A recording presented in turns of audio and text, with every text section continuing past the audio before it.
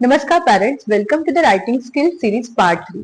So जसं की आपण आधीच्या व्हिडिओमध्ये पण बऱ्याचशा गोष्टी बघितल्या की आपल्याला प्री रायटिंग स्किल्सच्या कोणकोणत्या ऍक्टिव्हिटीज आहे, त्याच्यानंतर जशी आपल्या मुलाला ग्रीप आली तर आपण रायटिंग कुठून सुरुवात केली पाहिजे, आणि थर्ड आता आजचा व्हिडिओ आपण याच्यावर आहे की तुम्ही रायटिंग सुरू केलेली आहे. मुलगा स्लिपिंग लाईन काढतो आहे, स्टँडिंग लाईन काढतो आहे, मुलगा कर्व्स काढायला अजून येत म्हणजे अजून पण त्याला ते इंट्रोड्यूस तुम्ही करूही नका. कर्व्स, स्लिपिंग लाईन आणि स्टँडिंग लाईन जसा मुलगा शिकला त्यानंतर तुम्हाला काय करायचंय, अल्फाबेट्स मधले जे अल्फाबेट्स जे लेटर्स आहे ज्याच्यामध्ये स्टँडिंग लाईन आणि स्लिपिंग लाईन यूज होते, जसं की letter T, H, I, E, F, हे जे लेटर्स आहे याच्यामध्ये फक्त स्टँडिंग लाईन आणि स्लिपिंग लाईन यूज होतात. बरोबर, या लेटर्स पासून सुरुवात करा आणि मग तुम्ही हळूहळू कर्व्स वर जावा आणि मग कर्व्स झाल्यानंतर तुम्हाला सगळे अल्फाबेट्स तुम्ही हळूहळू कम्प्लीट करू शकतात. पण रायटिंग स्किल्स जेव्हा कधी तुम्ही इंट्रोड्यूस केली आणि रायटिंग स्किल्स मुलाला आता छान रायटिंग येते, त्यानंतर तुम्ही साधारणतः हे 6 लेटर आधी सुरुवात करायचे आहे.